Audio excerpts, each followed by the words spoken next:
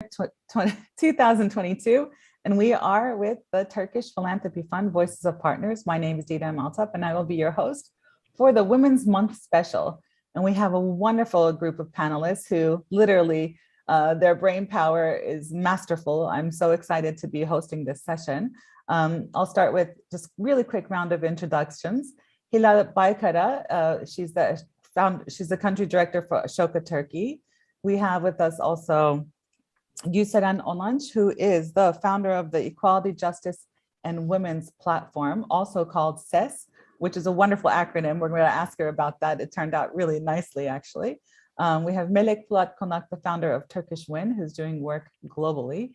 And we also have Umran Beba, the co-founder of Beba Foundation, in addition to being one of the managing partners of the August Leadership Platform, among many other hats that she wears. And we'll have a chance to get to know each of them and some of their activities over the next few moments working together. In honor of the Women's Month special, we will be talking about gender equality and women's issues. We'll be running the gamut, actually, ranging from the women's role in society all the way through our activities in civil society and then in civic leadership. And maybe we can do a quick round of instead of me making introductions, I'm hoping that you will actually introduce yourselves and the organizations that you work in. What's the mission? What are the key activities? Maybe we can do a quick round and then talk a little bit more about some new projects that you're working on. And maybe I can start with Hilal from Ashoka. Can you tell us a little bit about your relationship with Ashoka, maybe your background, your relationship, and some of your major activities today? Sure. Thank you so much for the invitation, Didem. I'm so happy to be here with you, surrounded with powerful women today. I am the country director of Ashoka Turkey. And for those of you who don't know Ashoka, in one sentence, Ashoka is the largest and the first global network of social entrepreneurs. So when I say social entrepreneur, I mean leaders who have system-changing ideas, leaders who are not satisfied with tackling symptoms of problems, who are not satisfied with band-aid solutions, but who wants to go deeper, who see more than tip of the iceberg, who wants to go underneath and change the systems that create these problems. So up until today, we have supported 4,000 social entrepreneurs coming from 95 countries. So we are a big, big network. And we envision a world where everyone is a change maker. And how we do it, so we find and support world leading social entrepreneurs first. And we build support mechanisms around them so that we leverage their impact. And most importantly, we learn from their patterns of innovations so that we create new solutions to the complex problems of the world. And last but not least, we mobilize a global community that embraces these new frameworks to build a everyone a change maker world. And we are actually partner with TPF. We have almost like 5 years of relationship. And some of our founders are coming from TPF also, like Ahmet Bozer and Senan Tirehan. So that's basically what Ashoka is all about. Just a quick introduction.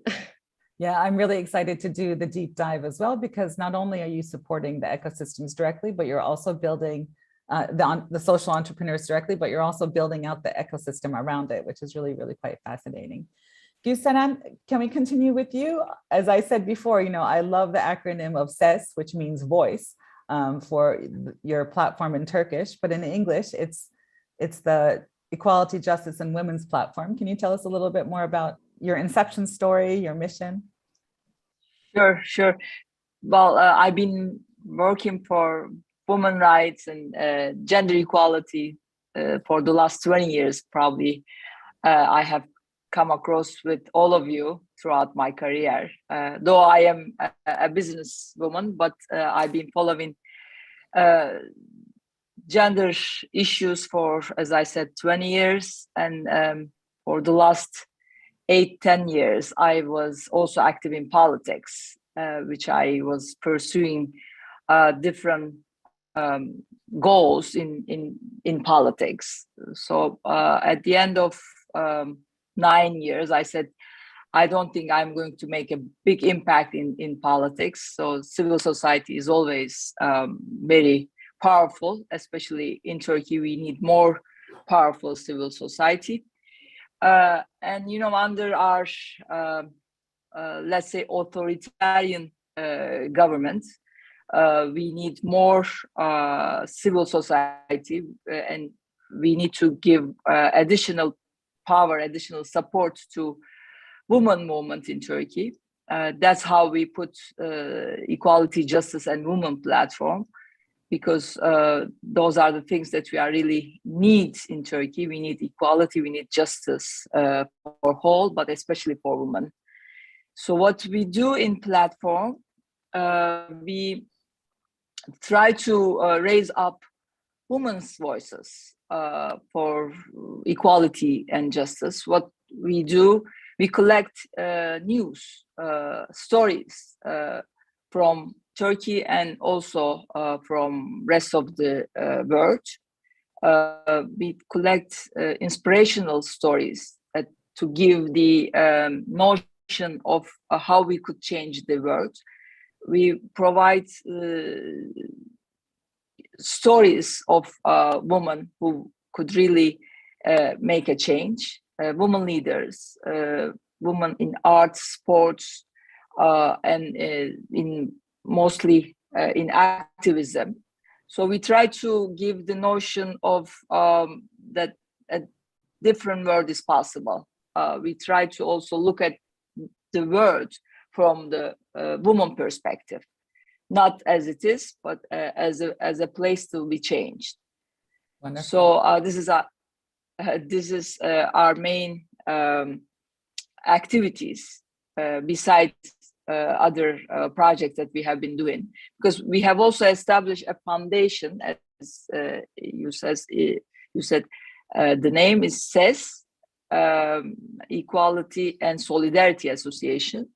And there we are also promoting equality, gender equality, and we also do promote solidarity, which I also believe in solidarity. And I think the only way to change the world and create equal world is solidarity.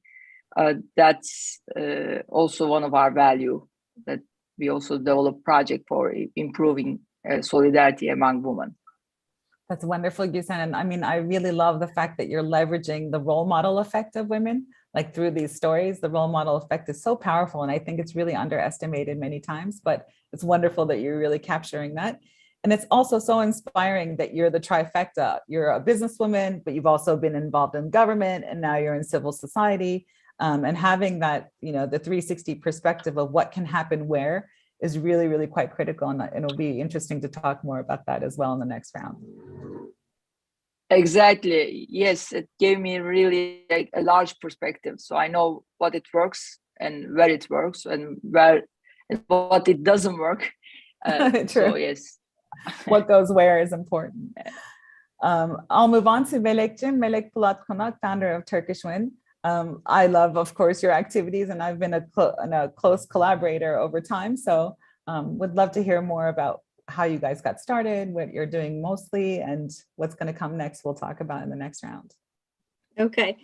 Well, I founded TurkishWIN in New York City while I was living there, and trying to fix something that was not working for me at that time. I was planted there, but my heart was in Turkey, and I wanted to do something for women in Turkey. At the same time, I wanted to meet women like me who have been over their immigration issues and career challenges, and they are making all these different choices. Early in my career, I moved around a lot. I went to school at London School of Economics, lived in London, had my first job at New York Stock Exchange in New York. I went into networks and I started volunteering. So I volunteered for Turkish American Business Forum, first Turkish American organizations, American Turkish Society, TPF's early days. Then I moved on to Columbia Business School, Alumni Club, volunteered there. I was trying to meet new people and learn from people. I learned from others. So I kept on moving until I bumped into the TED conferences. where I realized you make really deep connections with people who share the same value, a sense of purpose, and another meaning. And that's when I founded TurkishWIN in 2010 as an organization that helps connect women who are open-hearted, open-minded, with a cultural, professional, and family tie to Turkey anywhere in the world. And while we excel in our careers and help each other in the sisterhood, we also want to give back and leave a mark, not with the work we do, but with the lives we have changed. So we really believe everybody is a change maker in one way or the other. So for our members within the network, which is in 6 countries, we have 600 members. We have a mentoring program, we have events, networking, a speaker club, and we have a digital platform. And with all of that, what we have learned is we want to give back together in a collective way. So collective success is a very important value for us. So we built digital platforms. Bini Yarpak is one, which started in 2015. And we give back in a very systemic way, bringing change through an agile social learning environment. Of course, the goal is to help the next generation of women of Turkey to reach their potential. And we mostly focus on university-educated women in our give back activities. And so far, we have harvested over 1,000 stories, role model stories in videos. And we have reached more than 5 million people in digital space. I mean, your story, Melek, is you guys are doing amazing work, and the fact that it's grown as a grassroots level movement around the world is fascinating. But what's always really intriguing to me is you as a social entrepreneur. I think that most entrepreneurial initiatives start from you're compelled to move when you see something like when you're struggling with something negative and you want to overcome it for the greater good, or you've had a positive experience and you want to share it with more people. And the story that you tell is actually both, right? Like you were frustrated as a diaspora, expatriate, etc. on the one hand, but then you also had discovered some really good experiences and you wanted to multiply them maybe and scale them up. So it's a really interesting story of the social entrepreneur. What makes a social entrepreneur get into action? It's a brilliant story. And Umran Beba, you're the co-founder of the Beba Foundation, but you wear many, many hats. So maybe you'd like to talk about more than one topic if you wish, because your August leadership platform is also quite fascinating. In addition to many of the other things, I'll turn over the microphone to you. Thank you so much, and what a beautiful group on a very nice spring day here in New York area. So I'm happy to join you and just quickly explain. After 35 years of corporate life and 25 years with one company, PepsiCo, I decided to move into my second career 2 years ago. And I have 3 pillars in this career. The first is the commercial aspect of August Leadership Platform, where I can actually find top executives for organizations, leadership consulting, and diversity inclusion consulting. The second pillar I have is my board duties as independent board member in UK and also in the US, some nonprofit organization boards, trustee roles and all that. The third is our Beba Foundation, the Family Foundation, where today I will focus a little bit more.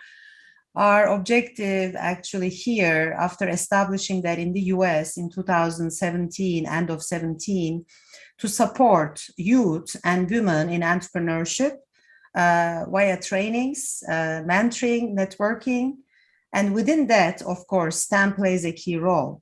So at this point, we have partnerships with, of course, TurkishWIN, Bini Yarpak, a STEM connector with our Million Women Mentors program, which I will talk more later.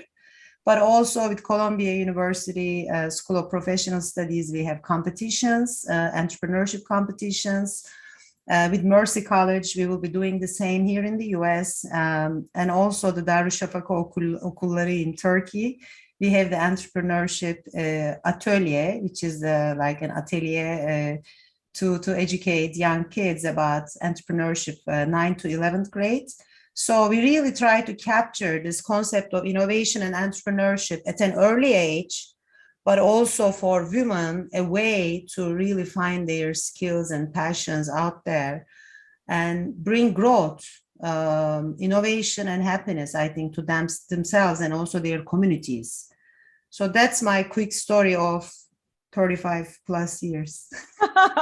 It's interesting. Well, of course, you know, you as a professional in the human resources or an organizational strategy, you're a role model for so many of us career women in general, but not just Turkish women, right? I think you're a role model for women around the world with the things that you've accomplished at Pepsi over the years. And now, as you said, your second career, after you left Pepsi after so many years, the fact that you're taking such a systematic approach to really valuing your time and making an impact is quite impressive and eye-opening again. It's really interesting too, of course, beyond the Beba Foundation, which is impressive unto itself, that the August Leadership Platform has a diversity and inclusion impact agenda as well, which is quite fascinating, I think, for all. So I'm going to do, thank you.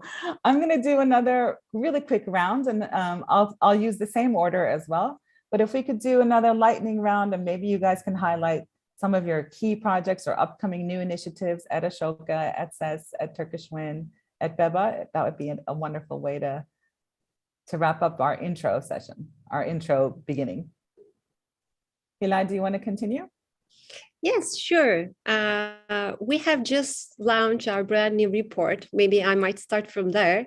It's called The Unlonely Planet. It's a very nice word. Fellows meeting with us call us, this is kind of a community, an unlonely community. You know, change-making journey is most of the time lonely. So based on our report, it still says that like it's very critical to fund systems change. So 93% of our fellows say that they actually change government policies or change market dynamics, value chain, and their ideas have been replicated. Like 90% of them say that their ideas are replicated. So I invite, this is call to action also, I invite you to go to our website to download our new impact report, and hopefully we think more about how we can change systems to make this a better world. That's one new, just brand new news. Initiative. Okay? Wonderful. Initiative. Yes. And another one, again, this is also part of call to action. Currently, we're looking for our new fellows, Turkish fellows. So please go to our website again and to nominate new fellows so that you become part of this change-making community. Or maybe some of you might be thinking that you're a social entrepreneur. So again, you can go to our website and nominate yourself. That's again a new thing. And the last thing is that this is just new, we haven't started it but since I mentioned that we're envisioning a world where everyone is a change maker, we are about to develop a program for youth and also invite most of you as partners to it so that we start working with especially adolescent youth on change making. So change making skills like leadership, teamwork, empathy, those would be part of the program. It's just a beginning phase, so it's just a new initiative I wanted to add here. Fantastic. Hilal'cim, thank you for the research that you guys are doing at Ashoka Turkey. I think it's really, really important that we do invest a little bit in research. And, you know, usually it's the first thing to go when money is scarce or resources are scarce, but it's so critical to be able to create these baselines as to where we are so that we understand where we want to go. That's fantastic.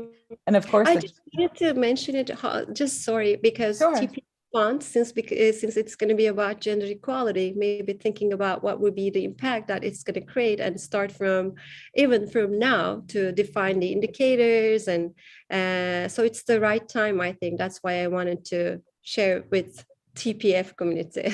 Right. Well, we're going to be talking a lot about actually at the very end where all of this is going, and the Gender Equality Fund that's being established at the TPF Voice of Partners is going to be a big deal. And we're going to leverage your report and maybe Gülseren's reports as well. And also Melek, I think you have some research too. Everybody has research. Gülseren, would you like to continue? Sure. So I think all of you are receiving our newsletter, our weekly newsletter in Turkish and in English. And we have a very powerful audience so far. We have established a very influential audience follower for this newsletter. I was just looking to the number of 2021. We reach about 100,000 people through our platform, and through our social media, Facebook, Twitter, and Instagram. In a previous year, we have reached about 1 million people. But our main goal is to enlarge the audience that we reach. That's why I want to ask, as my call to action is for our audience. I want them to be a subscriber if they are not yet already. I want them to follow us on our social media accounts, because the bigger voice that we create, the bigger the change would be possible.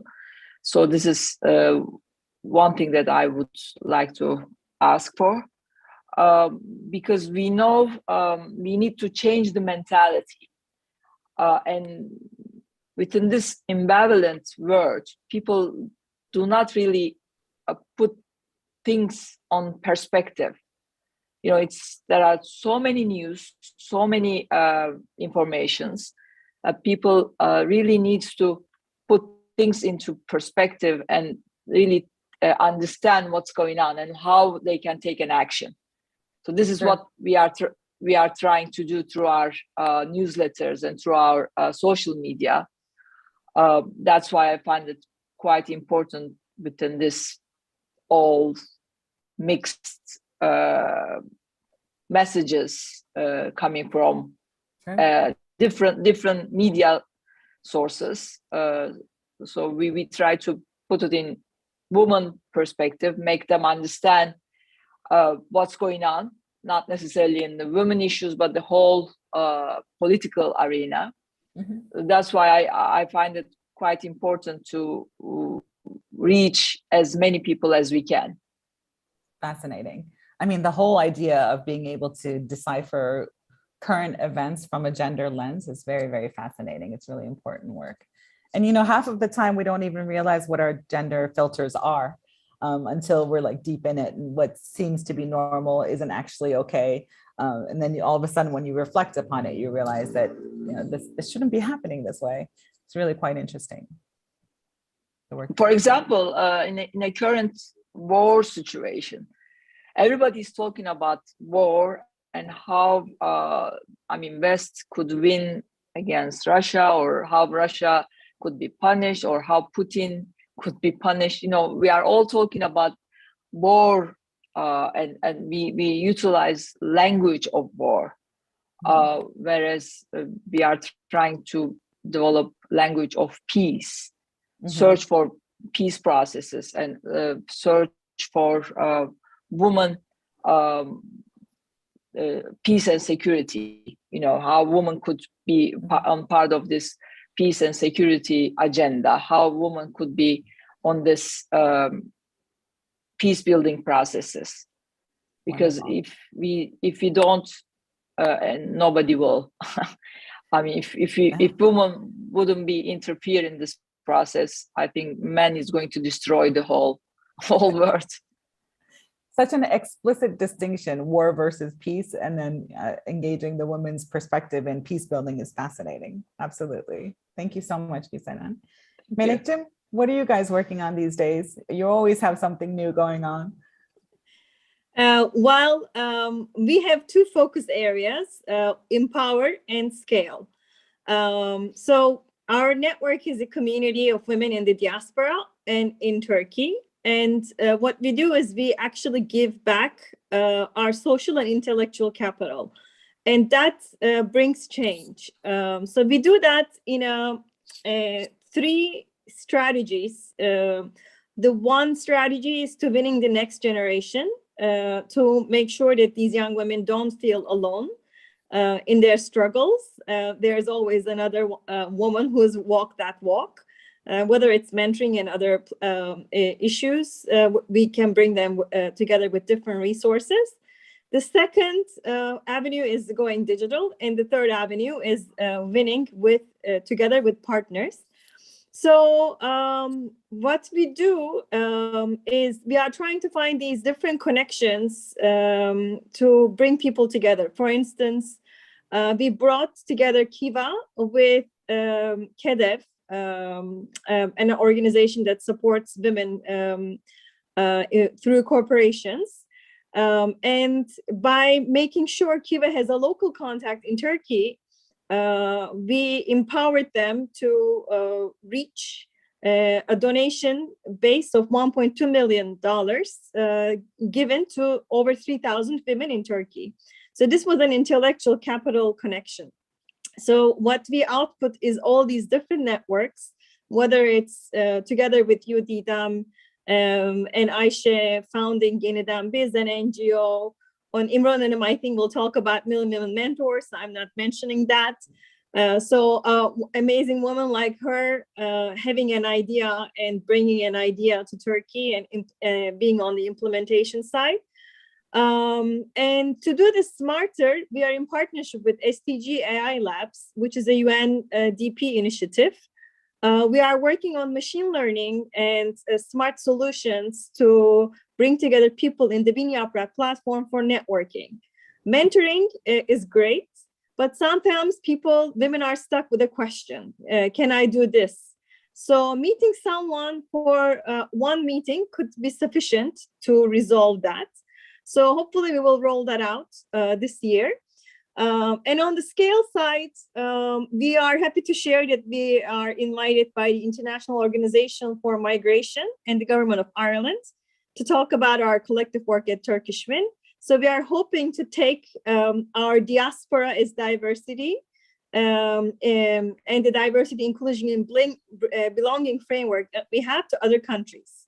So to go to other countries with this system and to be smarter in Turkey in terms of resource allocation of what people know and want to share.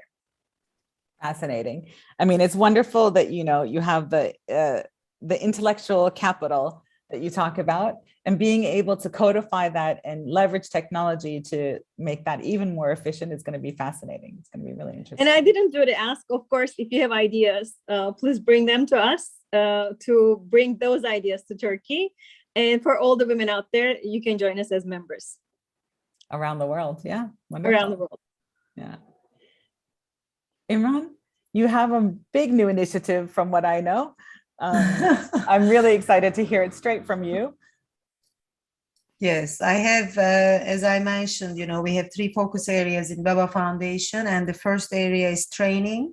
In the US, we have been working with the Women Entrepreneurship Development Centers and training their women entrepreneurs. Then in terms of training, we moved to Turkey with the Darüşşafaka Cemiyeti ve Okulları project. And we are basically bringing the entrepreneurship training to the high school level. And also there is a special space we created with the school with our, support and investment, where they can get together and work with the right tools and, digital environment on innovation and entrepreneurship. And our objective here is to take this agenda to the Milli Eğitim Bakanlığı agenda, so we can actually go to the high schools with this option as an elective course, entrepreneurship course. So that's the training bucket. On the mentorship side, yes, we have brought the Million Women Mentors program for STEM students, for young girls and young early career women. From the US, this program was very successful. So we established a partnership with Melek's TurkishWIN, Bin Yaprak, also US Chamber of Commerce, and many others, and we started this program last year. The idea is really to hit 1 million girls and establish mentoring relationships with STEM educated mentors. And this is our first year happening in March. So we just celebrated last week, and we are moving with our founders, with our, the ambassadors, supporters. It's a big community now. And that's the beauty of these partnerships. And the third area is the competitions in entrepreneurship. So we have been doing the Greater Good Challenge with Columbia School's professional studies for 2 years now. We are entering into the third year, and our focus has been the impact of COVID, and how we can have sustainable solutions coming out of the entrepreneurship competitions. So there were actually some environmental projects coming out and getting funds from us. And now we are bringing the same program to Mercy College Business School, which is more in a, I should say, underprivileged area, and has a lot of students needing a lot of support. Diversity is, I think, close to 70% in the school. So we will be also supporting their entrepreneurship competitions starting this year. And these are all basically happening because of partnerships. Yeah. And let's not forget that bebafoundation.org is actually explaining all, and our incredible partners. Of course, TPF is one of them. Thanks to them for their partnership. Fantastic. I mean, the power of partnerships is a very important thing to emphasize. It really is what creates the multiplier effect. I don't want to stereotype anybody, but I do want to say that maybe, you know, what we were talking about, like the peace building process that Gülseren mentioned, etc. I'm wondering too, if you as a female leader in civil society are more open to partnerships.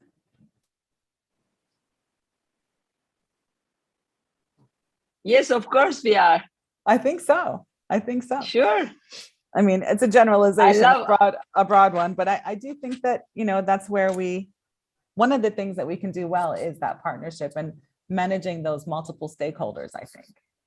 It's a distinction, which is a good way to transition actually into our second round of conversations, if you guys are ready, which is about kind of exploring some common issues. So I'd like to talk about women's role in society in general, women's role in women's leadership roles specifically, and then finally, I want to talk about women in civil society. But maybe we can start with just laying the groundwork. You know, what does it mean actually to be a woman in society? Like, what's the woman's role as a daughter, as a sister, a wife, a mother, and we can name a whole bunch of them.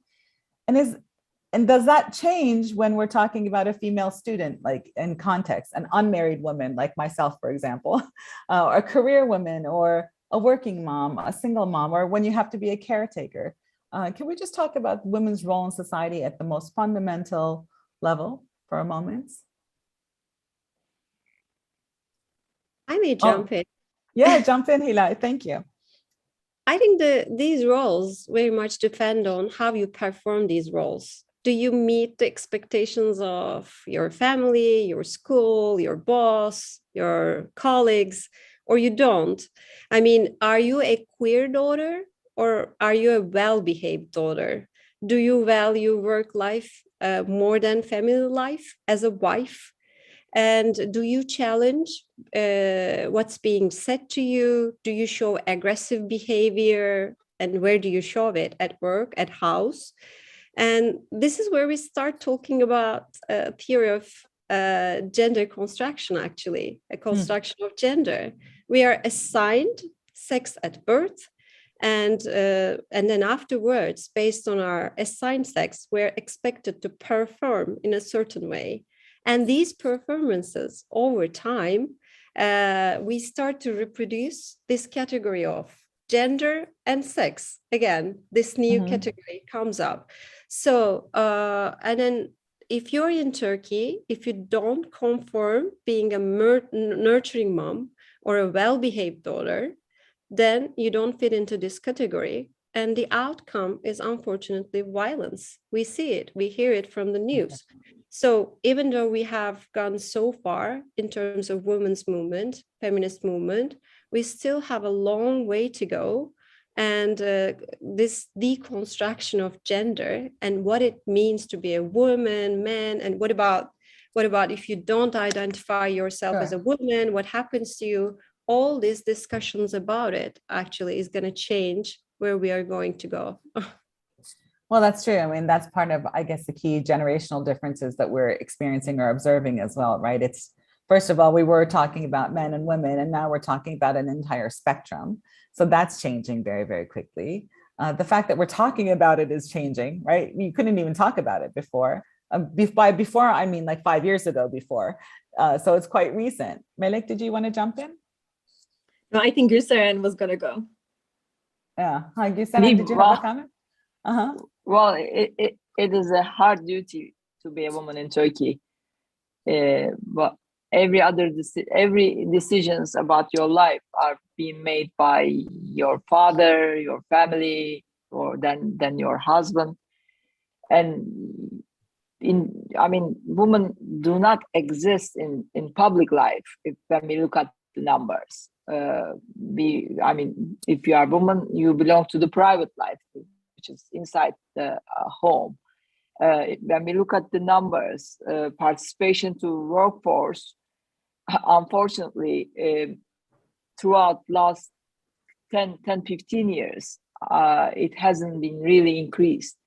We have been working, since I was a member and then president of KAGİDER, Entrepreneur Women Association, to increase the number of participation to workforce and number of entrepreneurs as all of you, but mainly Melek and Umran are working now. But the number has not really dramatically changed for the last 10-15 years. So that shows how hard it is, how difficult it is to exist as an equal human being in a society. So it's hard, it's difficult to exist as equal human being in Turkey. Yeah. And during this pandemic, and not only in Turkey, but throughout the world, women have a huge burden because everything was going on at house. So all work, childcare and everything was in the house, and woman needs to take care of whole duties and whole responsibilities. So again, we see a number of women who are working in a workforce is reducing dramatically. I mean, in the state, maybe you are also aware of it, because they can't take both duties, home and workforce. Yeah. Again, in political life, we don't see much, neither in Turkey nor over the world, or in the whole world. Only 32-33% of the assemblies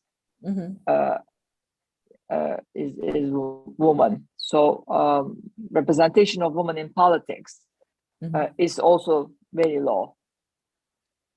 So you have to be really vigilant all the time in order to survive, in order to prove that you are equal. You have to always fight for your rights. So it's a hard duty to be a woman, both in Turkey and when I think of Afghanistan, for example, now they in the 21st century, they are still struggling even to have an access to just primary schools. Yeah, it's fascinating. I mean, you see the progress that's made, and then you see it slip backwards. So vigilant is the right word, I think. You have to keep at it, and it's not enough to say, "Oh, we've achieved this milestone." You need to really keep it there, keep the momentum going. I think it's really fascinating. Yeah. I might try. Go ahead. Sorry, it's gone. I know. I'm done. You're done. Okay. Well, I think it's a matter of a world order that is changing, and everybody's adapting. So I'll just give one example. It's not a very nice one, but today, if we are scared, if we are really, really scared, we shit in our pants, whoever we are, because in the older times, by emptying your bowel, you can run further from any danger. So certain things are knowledge wired in our brains. The role of the women for so long has been about protecting the households, and for the men to be hunting. The power roles, the soft powers, hard powers, these have been wired in our biology, in the society. And like any habits, you cannot take them out of the window. You have to take them down the stairs, as Bernard Shaw says, slowly. But it's sometimes too slow for our liking. I agree with Gülseren. I work in the labor force participation area only, and that number around 30% is not changing.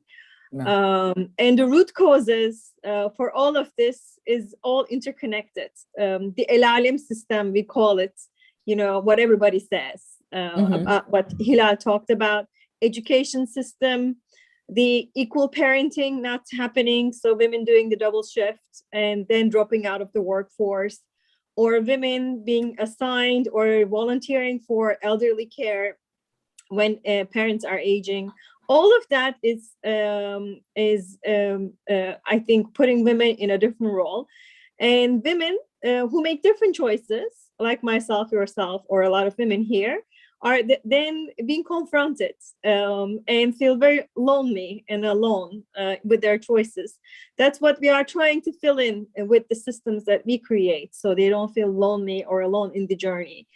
And COVID, though there's progress made, but it's very slow, COVID has taken some of that back.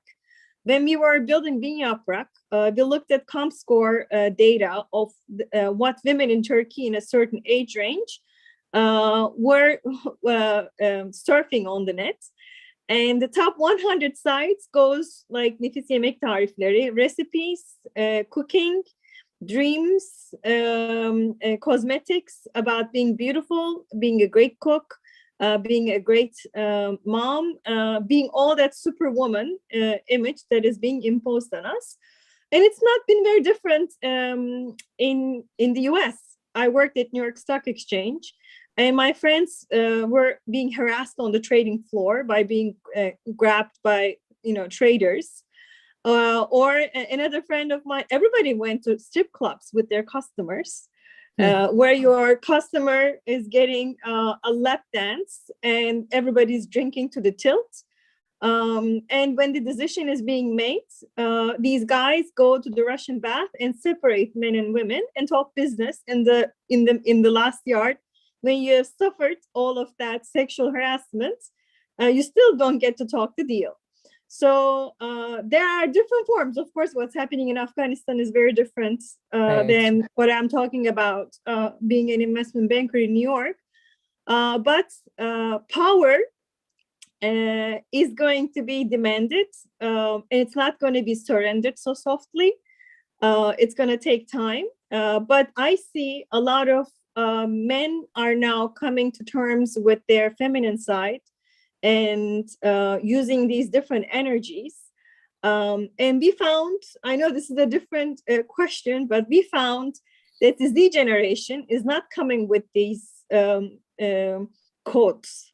The Z generation, Generation Z, is coming with a different mindset. And only when they get to power will this shift. So I think we are stuck for the next 2 decades until all the people with our mindset or age, not mindset, but age die and are not in the decision-making power. And when this Z comes to power, then they can delegate the power differently, but not until then. That next generation is going to be really, really interesting, actually. And of course, it's still, as mothers and fathers, it's, the parents who are also nurturing those new values, maybe among that generation as well. I mean, it might be an interesting time just to jump over, Umran, if that's okay, to this whole diversity and inclusiveness agenda in the United States, and then women's leadership in business and entrepreneurship and investing. Could you tell us a little bit more about what you're seeing, what you've been dealing with over the past 25, 30 years, and what you're seeing recently? from a global perspective? Yeah, absolutely. So as you know, I worked in Turkey, Hong Kong, Asia Pacific, basically Middle East, Dubai was my location, and US since 2016. So I was able to see different aspects of the global gender agenda. Especially since 2004, I was the only general manager at that time in the Middle East Africa area. And I had to start certain initiatives in order to make sure we have more women in senior roles. Now, later in time, this became for most corporations, especially in the US, but also in Europe or global corporations, to put visibly external targets for their senior women numbers, representation numbers. Today, we are seeing up to 50%, which is, of course, the normal and, like it should be 50%, yes, type of targets. Some of them are 40%, some of them are more realistic, 30, 35%. But in any case, I think I'm not talking about quotas, but targets. Companies now do communicate. It's part of the sustainability agenda. Environment, people. I mean, as you know, environment is huge, but people and governance, it's becoming also huge parts of the sustainability agenda. And if you look at any reports today of big companies, sustainability reports, annual reports, you will see these numbers, the transparency, great news. So what is happening as a result, they become part of leaders' objectives, the performance objectives. There are a lot of resources, budgets allocated. But in the US, it didn't stop with gender, as you know. We have also the African American agenda, we have the Hispanic agenda, Asian American agenda. So there are many other agendas, especially with the social events after the pandemic or during the pandemic, actually. Getting also a lot of attraction, rightfully, and also a lot of budgets. So we have seen millions, billions, allocated for these, different ethnic groups and organizations, entrepreneurs. Of course, women benefit from these investments, especially if they are double diversity or intersectional. If you are an African American woman or Asian or Latino, you will get those resources. But in general, I think these are all, I should say, positive news. As long as it continues, it is not a fashion or hype or, check the box exercise because of some social events happening in a year and next year things do not continue. So we have to continue this pressure, I think, as external organizations, as NGOs especially, they put a lot of course, pressure on these topics, but also now the investors are asking about sustainability, about what you are doing on diversity. And even some companies not showing these type of transparent results are not preferred. So my banker can ask me, would you care, we invest in a sustainable organization? Of course, yes. I mean, do that, that's becoming very important. So it's not only employees anymore, it is the external stakeholders and investors. This will change the behavior of the leaders, CEOs, boards, all of that. I personally also sit in a board, and I'm happy to now lead very soon the overall, ESG agenda. And naturally, this is a very important part of it. Social is also an important part of it. And in the social, supporting, for example, female entrepreneurs, female students, female youth, I think it becomes an important part of, again, most of the companies' agenda, because they believe they have to prepare the next generation. Because just going and stealing a senior woman from organization A to B, it doesn't count, because you are just moving one person from here to there. You don't increase the numbers. So the programs like Million Women Mentors or investing in youth soft skills, the girl soft skills, or any other skills where they can really continue working.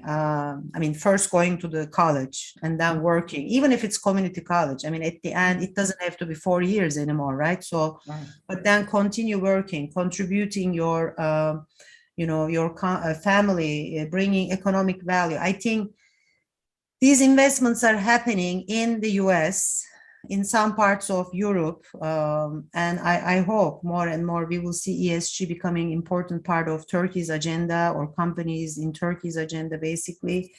because without that, it's only like a performance-driven machine, which is like, I think it's broken.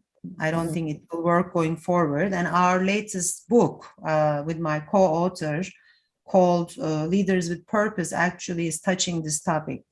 Bring results, bring profits, bring revenues, but also make sure you care about sustainability, social impact, corporate social responsibility. Değer yaratan liderler in Turkish is the name. And that's the way for leadership. It almost feels like this whole, the past 20 years of globalization, there's a new prerequisite for it. Like for it to be a legitimate strategy, that there has to be this sensitivity to ESG and the environmental sustainability governance issues to legitimize it. Otherwise, it becomes opportunistic as opposed to it has to be strategic. It has to be also actually long-term, not check the box exercise. And yes, it is costly, but also try to see the productivity aspect of it, especially in the environment. It's quite costly, so they have to see the productivity side of the game while considering the purpose, of course. But in terms of the social, it's not about the cost. It's about the intention. It's about the commitment and why you care. And as a leader today, with the pandemic, we have seen you have to be authentic. You have to communicate in a transparent way, authentic way. Otherwise, you are fake. You are just saying things that people want to hear. And basically, it's useless communication. Maybe the one great thing that came out of social media was the need for authenticity. I mean, we have the fake news, the negative side of it too, but the positive side of it was this desire for authenticity. I think it makes the world go round. Very interesting. Gülseren, would you like to talk about female leadership in government and politics? Where are we? Where is it going? I mean, they tied together, right? So this is the private sector diversity and inclusion. What's happening with the government agendas? Well, let's say in politics in general, because government is only the ruling body, but the whole body, let's say. In politics, ruling party and opposition parties in general, let's say, again, we don't see much of a woman in the decision-making positions. Very, very limited number are in the managerial level as a decision maker. So that leads to I see great correlation between number of women in politics and the development of democracy in one country.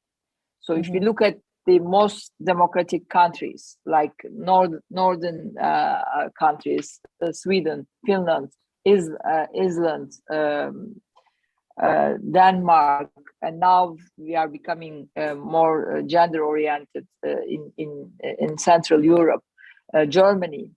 The more women in politics, the better democracies it is in the country. So women leadership brings equality, justice, and therefore it brings democracy, peace to the country and to region and to the world. As Umran was also mentioning about the women leadership during this pandemic and how women leaders manage this chaotic process. We have seen Jacinta Ardern from New Zealand. We have seen Merkel. We have seen again in Nordic countries like Finland. They perform much better than men leaders, than men politicians. So that makes me believe that we need more women leaders in politics. We need more prime ministers, presidents, ministers in the countries which are not there yet, because politics is a man's game. Yeah. and they don't let women in. It's a power game, especially in countries like more authoritarian countries. Let's say they don't let women in politics, in decision making positions, and this leads to more authoritarian regimes, and more authoritarian regimes leads to war, as we are in, and that leads to unsustainable goal, unsustainable words, let's say, as we mentioned, like how we could pursue sustainable development goals. Right. We need more women in charge, both in government, in political parties, in order to pursue sustainable development goals, and in order to have prosperous future, and words, better words, livable words. So for sustainable democracy and peace, we have to support more women in politics. Essentially, that's the critical success factor. I mean, maybe this is the only. After I have such a long experience in civil society, politics, and in business life, I could really say the more women who, especially I would say more feminist women who have been coming from civil society, they know what the issues are, how they could solve the issues, how they could attack, how they could bring solutions to the social issues. So the more women like this, the better democracy we will have. Very interesting. So I'm going to dovetail from there to Hilal and Melek and jump into part 3, because we're also running short of time. But I am really curious to get your take on, what do we mean by civil society, right? So one of the alternatives to politics actually is civil society and social entrepreneurship. So maybe we can talk about those two things, but we defined social entrepreneurship earlier. Could we also define civil society, and maybe how can we raise the profile and impact of women's leadership in civil society even more? So maybe Hilal, could you define civil society, and maybe Melek, you could talk about how we might raise the impact and profile of women's leadership? Yeah, what do we mean by the role of civil society? Actually, it's about raising awareness, it's holding governments accountable, it's defending equal rights. I mean, as Gülseren mentioned, if 1 out of 3 women are at work and only 17% of women are at the parliament or management position, upper management position, it means that we are not enjoying equal rights. So what do we do about it? So we organize around it. We form a movement, and we have a feminist movement in Turkey, which has a long history, goes back to Ottoman Empire. So when we say civil society is mostly dominated by women, we have no other choice, because our voice is not heard, we don't have enough participation channels, we are not in parliament, so we have to create this movement to create this change. And what is missing in both social entrepreneurship and in this movement is that when we have to see the structural barriers that keeps women behind. In all the interventions that we create, I think what is missing is that if we don't think about the power dynamics, if we don't analyze the systems from that point of view, then it's going to be so hard to create change. And the numbers for social entrepreneurs, well, it's high. 55% of the women, female entrepreneurs, we have 55% of female entrepreneurs in Turkey. In Ashoka Fellows, it's almost 40%. That's good. But when we look at them, what kind of barriers they still face, they still have barriers based on accessing to funding, investing, and then they're based on discrimination. They have gender-based discrimination based on how they look, whether they are young or not. And we still have it. We still have these patriarchal relationships. So I think I invite all of us to think of it again. This is again Gender Equality Fund. Not just invest on women, invest on the systems that fall women behind. I think that's the most critical point, because if we don't, that means working on prejudices, working on biases. That means inviting more men to question this. And also part of it, it's women empowerment and creating solidarity networks. Fantastic. I think we could definitely do it, but like on a friendly level, we're doing a lot in terms of collaboration. I think we could be even more deliberate about creating those solidarity networks. And Melek, I think that you've been pushing for that for quite some time. So would you like to chime in here too? Yes, I'll say three things: sisterhood, allyship, and pipeline. Sisterhood, we need to collaborate more, support each other more, and pull more resources, as women in civil society are still in the minority. Second, allyship, we need to engage men in promoting women in civil society, because I think doing it only on one side, and we see in our mentoring program in Million Women Mentors, for instance, without saying a word, 30% of the mentors are male. And our highest ranking mentor, who had 9 mentees in a year, was a man. And the third is the pipeline issue that Umran mentioned, doing a lot of role modeling so that more women want to enter civil society. So we need to invest in the pipeline as well. Fantastic. Gülseren and Imran, could I also get your closing remarks? Okay, maybe I jump in and say that, you know, we are here for a reason, because we had very supporting, I believe, male role models in our lives. I mean, either fathers, spouses, children. So first of all, I mean, I really want to thank them, and we need to create more of the men in this journey with us, the allies, because without that, it will be just a conversation, you know, between like among the women, and it's not going to help. You know, we need to work together, hand in hand, in the home, but also outside, and change the mindsets, and that's part of the game. So I'm very happy that, you know, in our program we have you know, male participants, but let's make sure it's part of our agenda in the Gender Equality Fund. Also, we are looking forward to for TPF contributors from men and women who care for this agenda, from US, from Turkey, all around. Yes, thank you. Thank you so much for the summary.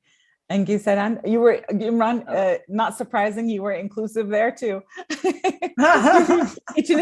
It's really in your DNA to be inclusive. Gülseren? Yeah, I agree. I mean, gender equality issue is not a woman issue, it's a society issue. So it needs to be work together with men and women.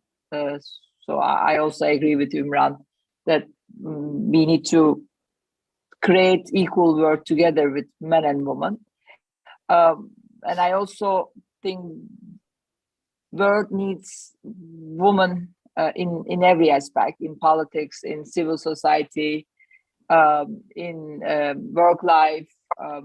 So again, maybe I shall also ask to TPF supporter to support women's project, because to support women's project is going to pay back in soon and in much better way. In order to have a better world, we shall invest in women in every aspect.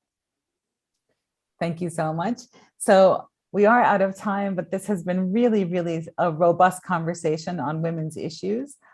Especially for the month of March, which is our Women's Month special. I would like to close by reminding everyone that as part of TPF's activities, they're launching the Turkish Philanthropy Fund's Gender Equality Fund. And that's, I have the link, hold on, I'm gonna tell you what it is. It's donatetpffund.org, campaign TPF Gender Equality Fund. You can find that in TPF's own own website as well. So that would be amazing to get the support from men, from women, where we have multiple call to action. We're asking women to get involved into all parts of society. We're asking men to become allies to this movement. We're asking everyone to help support through financial and intellectual capital, the Gender Equality Fund. And last but not least, we would also love to see you in our 15th year anniversary gala, which is going to happen at the Metropolitan Museum this year on May 9th. And you can learn more about that on the TPR website as well. And there, I'm going to give you that link if I can find it, tpfgala.org, tpfgala.org. So TPF Gender Equality Fund, tpfgala.org. And these amazing women leaders, thank you so much for your time, your energy, and the amazing work that you do. It's a pleasure to know you, and hopefully we'll keep collaborating and creating more and more new projects together. Thank you so much. Thank you. Bye-bye. Thank you. Thank you.